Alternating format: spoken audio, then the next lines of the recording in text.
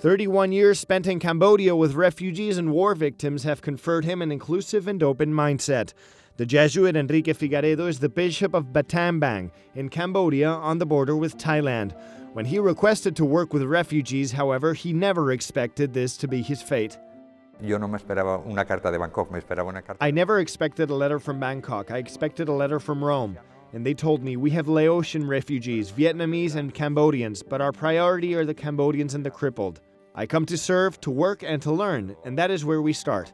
And after that, you fall in love with your mission, with the people, with their lives, their causes, and everything. And you become one of them, and you join them.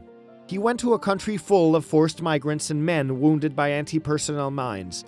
In the refugee camps, he started with the basics, trying to restore these people with their lives, which had been stripped from them. And he did it thanks to vocational workshops. The one that changed the most lives was, without a doubt, a wheelchair-making one. The disabled that learned to build wheelchairs gave me a tool to help other disabled. It is like a new sacrament that transforms the lives of the people, made by the disabled for the disabled. And the priest is in the middle of it, helping change the life of the child sick with polio, or the elderly person that has had hemiparesis, or the crippled. It completely transforms their life. The Bishop of the Wheelchair has been a witness of how refugees can slowly start leading a normal life with a little help, and they can contribute a lot to society. That is why, in the face of the 65 million strong refugee crisis, he wants to highlight this fact. We need to prioritize the cause of the refugees, because they are people with dignity and with an ability to change the world.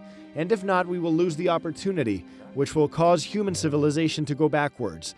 And also, these refugees will help us reach peace, because they know the sufferings of war in their life.